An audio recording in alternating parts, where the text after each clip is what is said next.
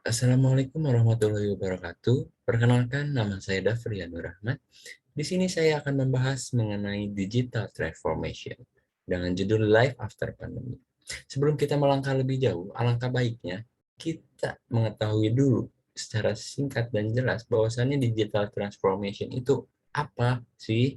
Nah, digital transformation itu merupakan sebuah perubahan untuk mendigitalisasi yang akan diterapkan di kehidupan masyarakat.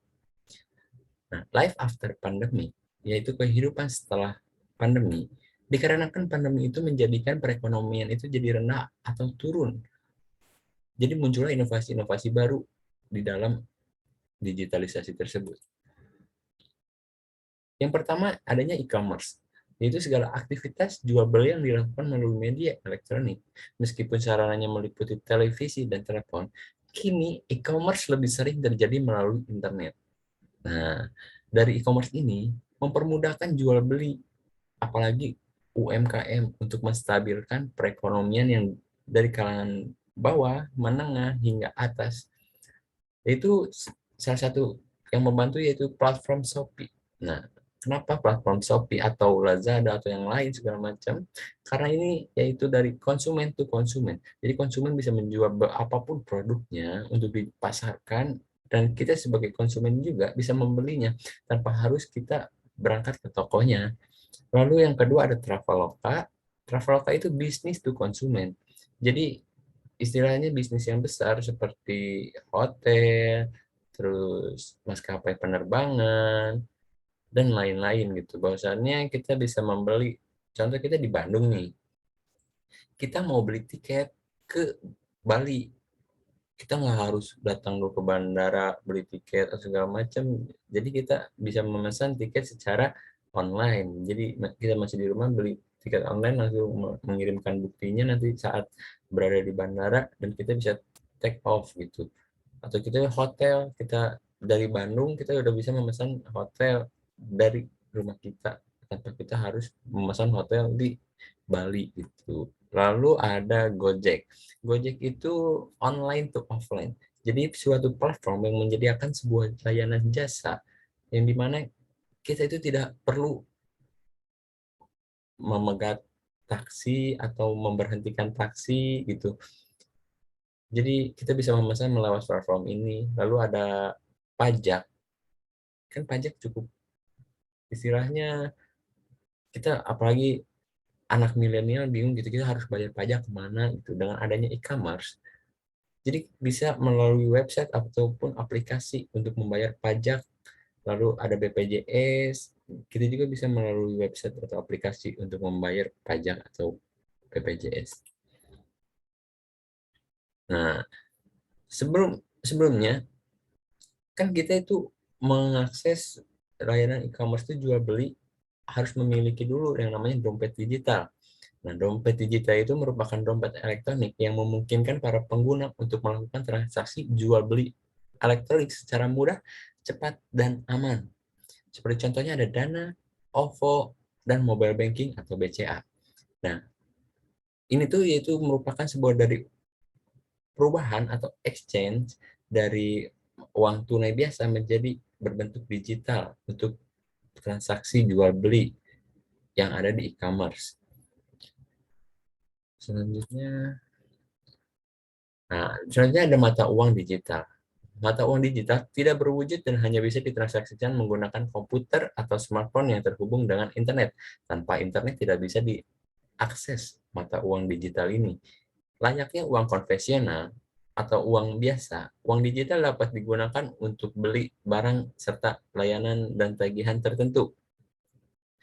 Nah, seperti yang kita bahas sebelumnya, ada Dana, OVO, dan mobile banking.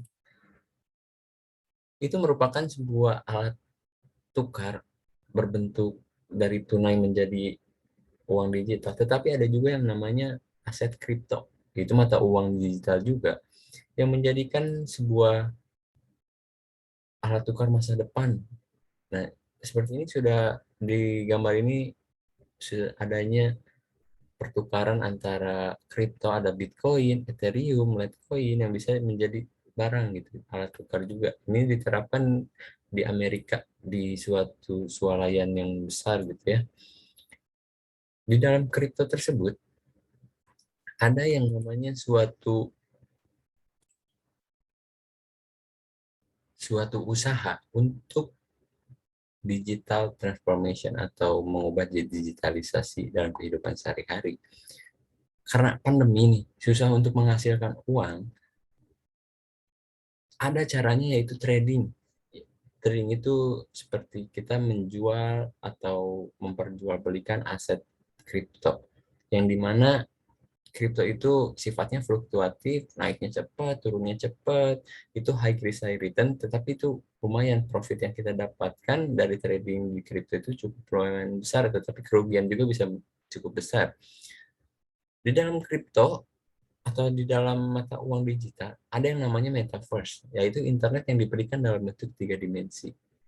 Menurut saya metaverse ini merupakan suatu inovasi yang cukup cukup tidak terpikirkan sebelumnya gitu, bahwasannya metaverse ini seperti dunia nyata, kita bisa membeli kafling, kita bisa membangun gedung, kita mentiga dimensikan kehidupan kita sehari-hari, nanti di dalamnya bisa alat jual beli segala macam gitu. Nah itu sebenarnya tidak terpikirkan, tapi itu suatu project yang menurut saya sangat bagus gitu. Soalnya kita tidak perlu bisa, jadi bisa menghasilkan passive income dari metaverse itu.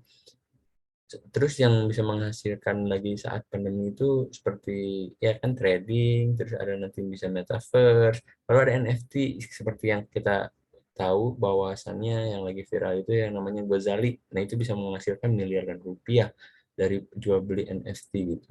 Jadi banyak digitalisasi yang apa merangkul gitu, merangkul untuk mendapatkan profit gitu. Jadi jangan hanya stuck kita berfokus ke yang dulu-dulu belanja offline, segala macam offline, itu bisa menyebabkan penyebaran wabah semakin luas juga gitu. Dan dari e-commerce, mata dompet digital, mata uang digital, itu semua adalah suatu digitalisasi yang sangat efektif gitu dalam pandemi ini. Paling sekian dari saya. Terima kasih. Wassalamualaikum warahmatullahi wabarakatuh.